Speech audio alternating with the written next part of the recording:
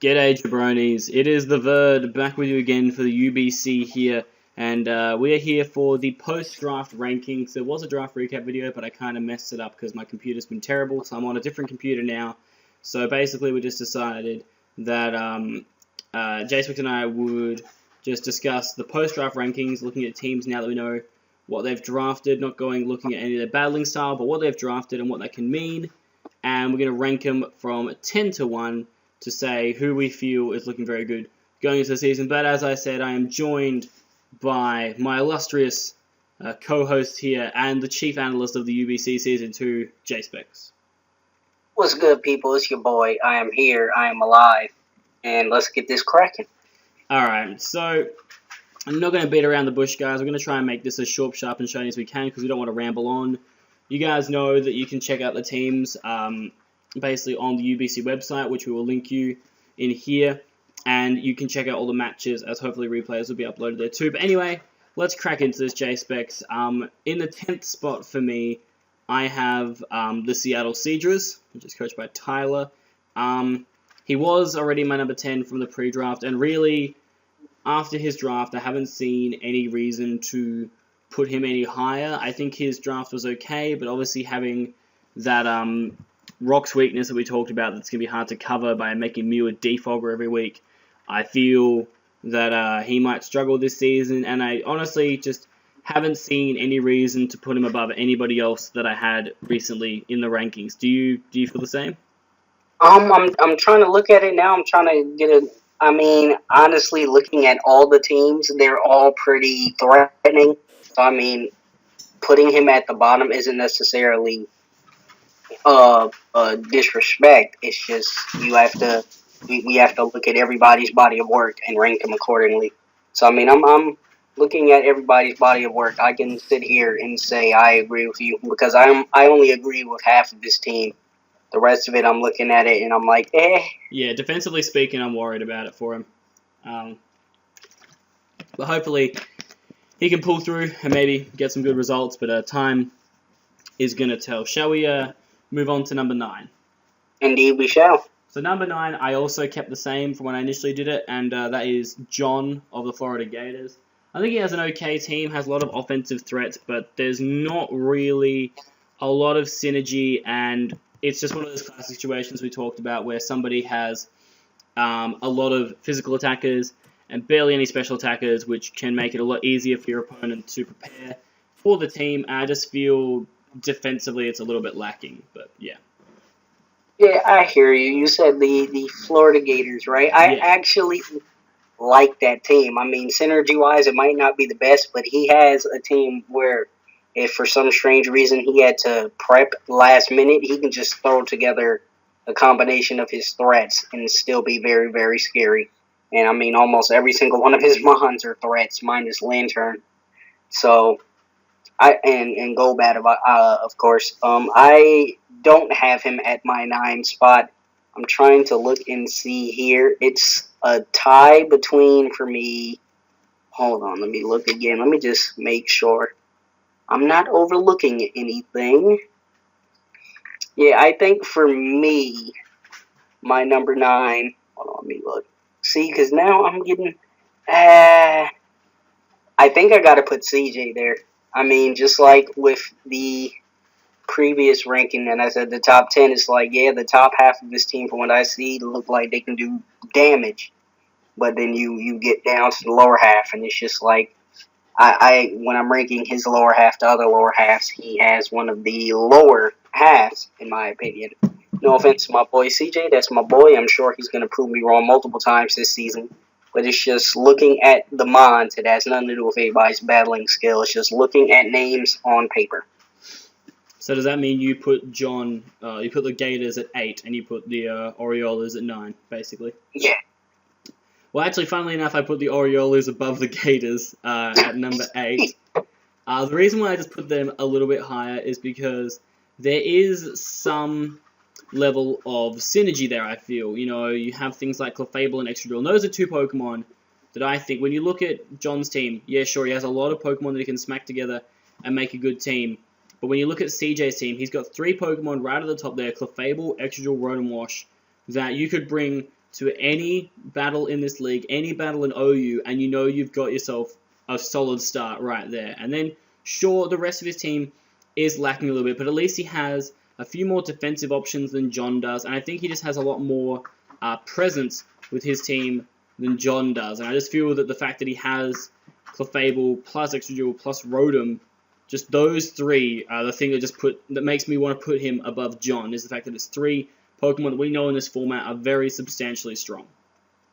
And then, I mean, another reason with me with CJ there is, I mean, we're not too sure. I've used Mega Beedrill in this format, even though me using it dies because it can't switch into anything.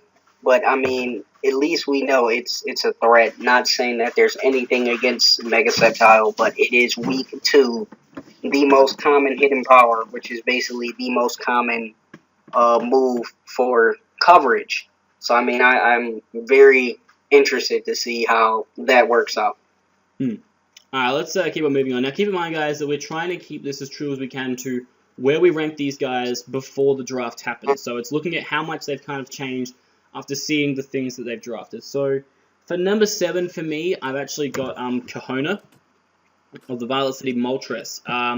We kind of talked about it, that he has a very cool team. Like, there's a lot of different threats and whatnot, but we did highlight his lack of complete defensive cores. I think we found that, like, we said setup sweepers are going to be a nightmare for him to deal with for the season. Also, the fact that it was that situation that he can't obviously run the default on Charizard, so he's depending on Latios if Gligar isn't there to get rid of the hazards. I think we were just talking about there were lots of good points about Kahona's team that we liked, but I think we kind of concluded that his walls were very generic and easy to break, and that means that his team can be pretty fragile if those walls are broken. So I haven't put him right at the bottom. I feel he's on the cusp of playoffs, I feel, with this team. I think he can get a lot of good wins, but I think if people know how to break down his cores, he could have a bit of a struggle on his hands this season.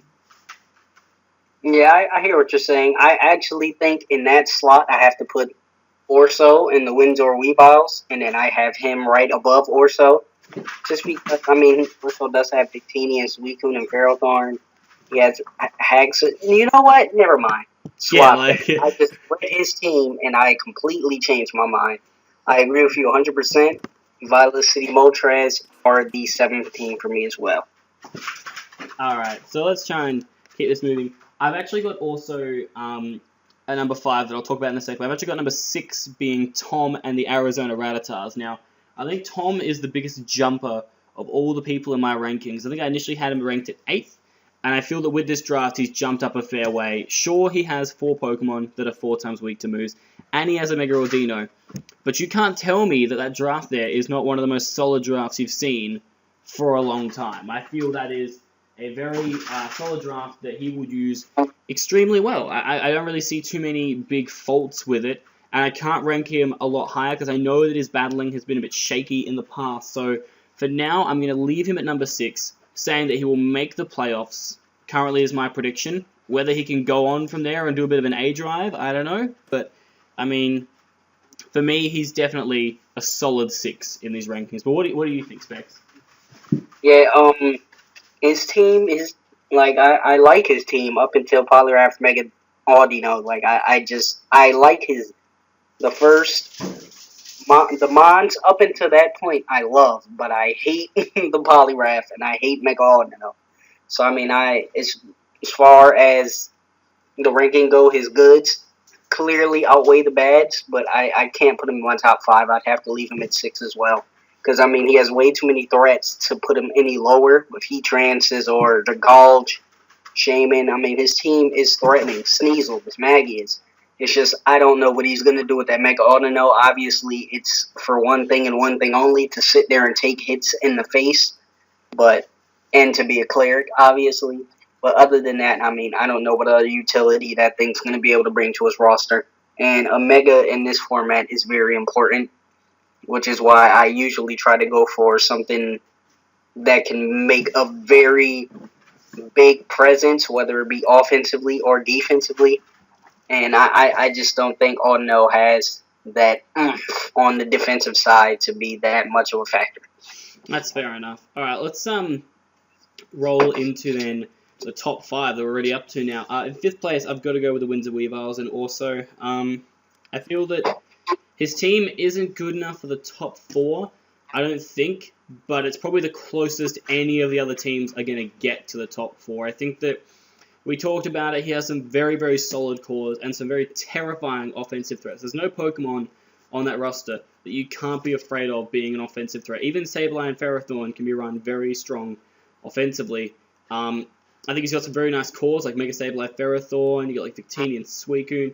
He's got some really good, strong options. A couple of the best setup sweepers in the game in Haxorus and Suicune. He is definitely one to watch out for. Couldn't break into my top 4, but I think he's definitely top 5. I'm kind of on the brink of between him and Jack. Like I know Jack's abilities. Jack's a very good battler. He's very good at drafting as well. But like we both were saying, he tends to draft things he's comfortable with. I mean, Aloetta and Kyurem and stuff like that. I don't know. I mean, just looking at those two teams side by side, I see Victini, Suicune, and Ferrothorn outranking his best 3. And then, I mean, if you continue to go down the line, I kind of see that as a continuation up until, I guess, the last 3 or 4. And even as far as Mega Picks go, I would take Mega Sableye over Mega Heracross. Because it's not that common in this format. So, I mean, no offense to my boy, the Miendos. That's my boy. Jack, no hard feelings, bro. But I have Jack at number 5 and Orso at number 4. Wow, okay, so Jack has gone from being, I think, your 3rd rank down to your 5th rank. Okay. Well, moving up from here, I've made one change, I think, from my normal top 4. And that's just due to draft and how I feel this season's going to go because of that. So, in 4th, I have to go with RG. I think he has drafted a very good team. I will not deny it's a very good team, but the one thing I was mentioning to you is, as good as his offense is, he is going to struggle, I feel, a little bit defensively, because unlike last season, he only really has 3 legitimate defensive options in Donphan, Amoonguss, and Alomomola, and if people can find ways to break through that defense, he could find himself struggling this season. That being said, his offense is so good that I think he will rarely find himself struggling, maybe just against the top teams, and that's why I'm going to rank 4th, is that I think, realistically, there are only 3 teams that are going to be able to beat him this season, which means that I can see RG definitely making it to playoffs, and hopefully maybe going that one step further than he did last time. Time will tell. So you want to talk a bit more about why you've got Orso at 4, or do you feel pretty sound what you said? I mean, I just like his draft, man, looking down the line, like I said, when I go through it. Obviously, Jack has Lando T, Raikou, Staraptor, but I mean, he has on with the hardest hitting move in the game in Victini, which is so incredibly hard to prep for.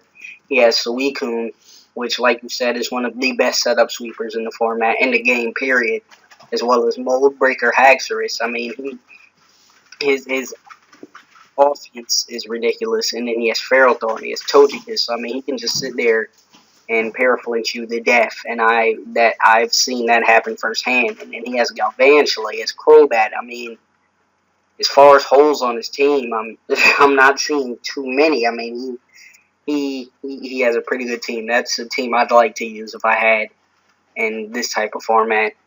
And then it's just like, let me see, Porygon to Vaporeon, Kyurem, Cofagrigus. Jack, I'm not saying Jack team's bad. Obviously, if this was a ranking having to do with playing as well, Jack would be my top 3, obviously, because I know of him, and he's a very good battler. But just looking at the team, Orso just screams out that it's up there.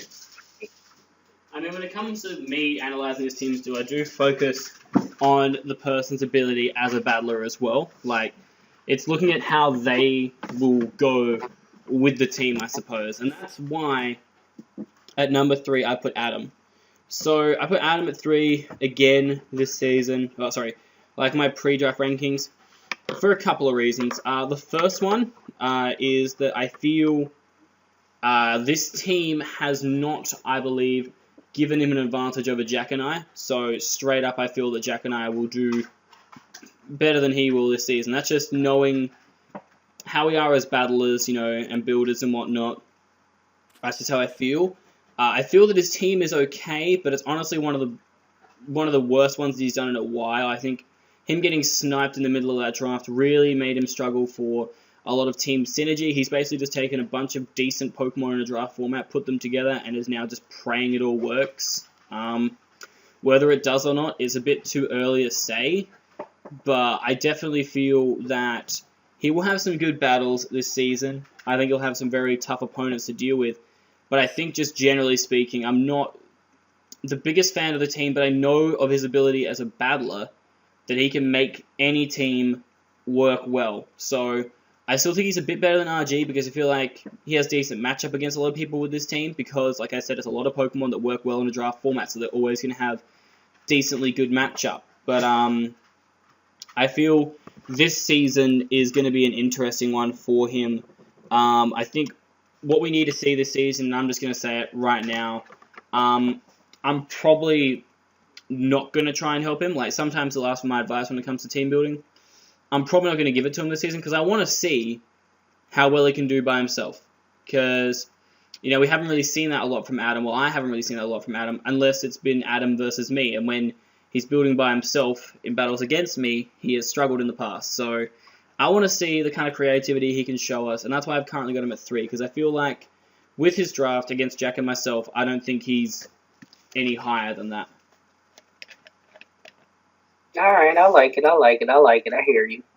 I actually have him at 3 as well, just because my main issue from the other rank, from the recap we did before, is still my issue here. Just the whole wall breaking thing. He goes up against a team with a lot of bulk, and he's going to have some trouble trying to get over it. Where, obviously as Garchomp can Swords Dance up and wreck lives, but that's really only his only reliable option as far as that. Unless Drapion gets Swords Dance, which I'm sure it does, but and Mega Scizor. But I don't know. It's just I got him at 3 because I really like RG's team. I love RG's team. RG would be my second. The only thing I don't like about RG's team is Shuckle. I hate Shuckle. I hate Shuckle with a passion. But Mega Medicham is indeed a monster. Like, the amazing. Like, it's very hard to prep for. The only reason the thing loses is because it's not fast. It's pretty slow. And you get a fast mon that has a move that's super effective against it, and you can pretty much take it out. But if you don't, Fake Out Bullet Punch almost kills anything, which is ridiculous.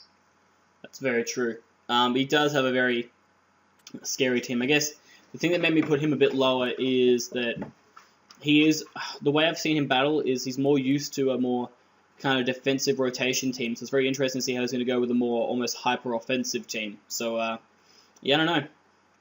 It'll be an interesting one. But for number 2, this is like the one change that I made when it came to the top 4, is that at number 2 I put Jack.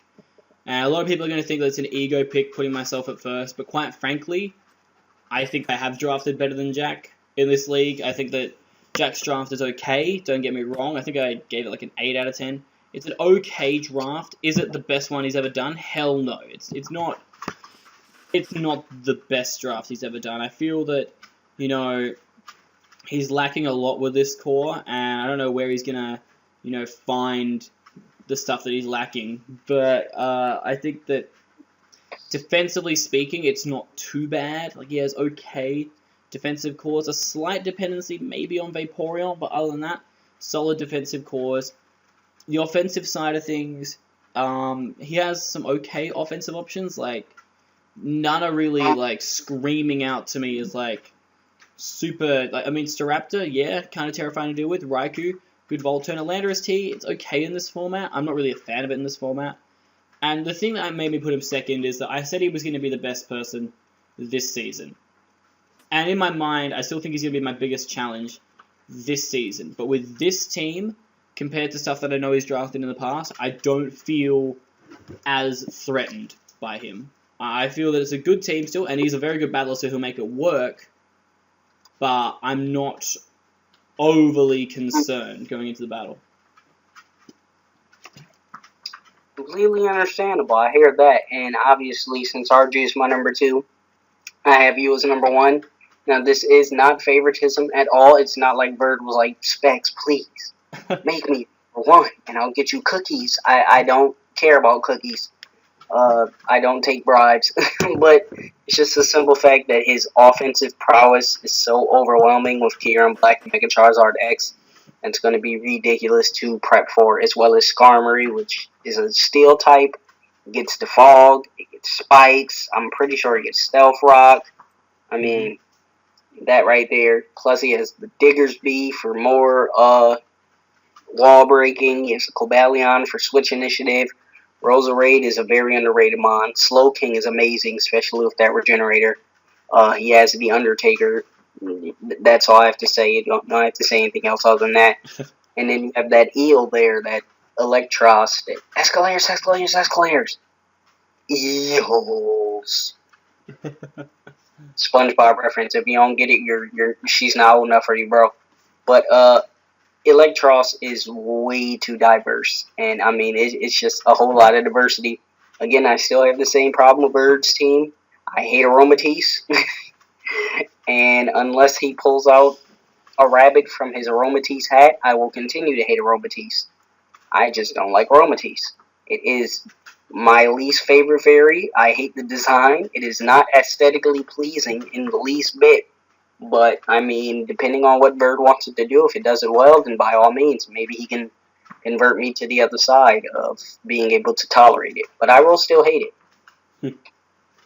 That's fair enough. I mean, the reason why I put myself at first, guys, is just because we're looking at this as a post-draft ranking. It's not looking at me and saying, yeah, I'm going to win the entire thing. It's just saying that when it comes to everybody's drafts, we feel that I've drafted the best. It's not saying that I'm the best battler. It's not saying that I'm, the best team, or anything like that. It's like saying that, we thought I was going to do okay this season, and I ended up getting a decent draft, and that's really all this is. This is just post-draft rankings. This isn't like us saying, here's how the entire season is going to finish.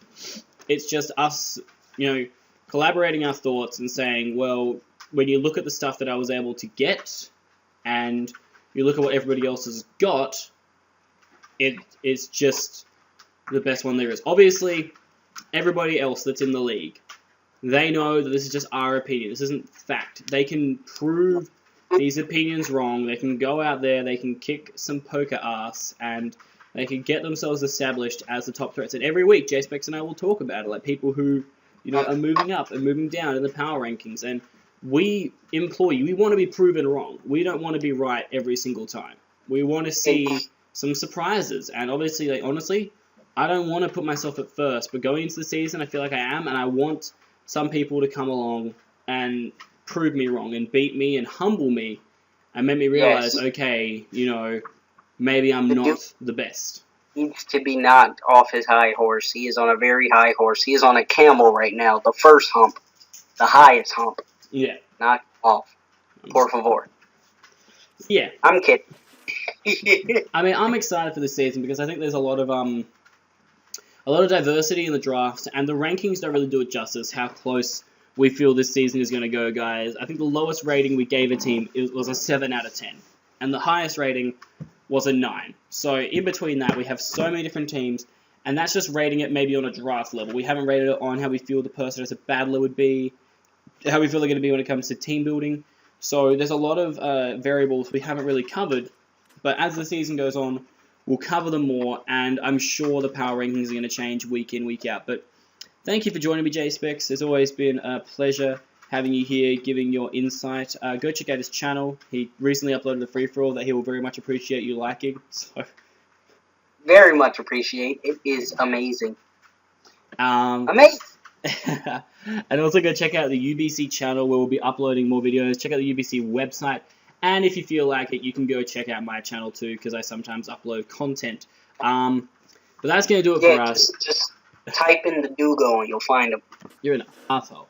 Anyway, that's going to do it for us today, guys. Basically, the next thing you'll be looking forward to is checking out everybody's channels for their draft recaps and the round 1 matches that will be coming up soon.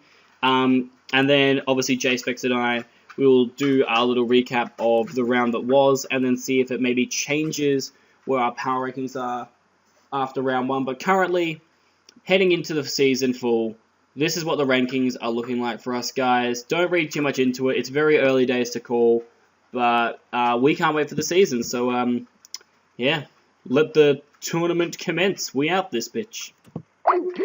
Oh, damn it.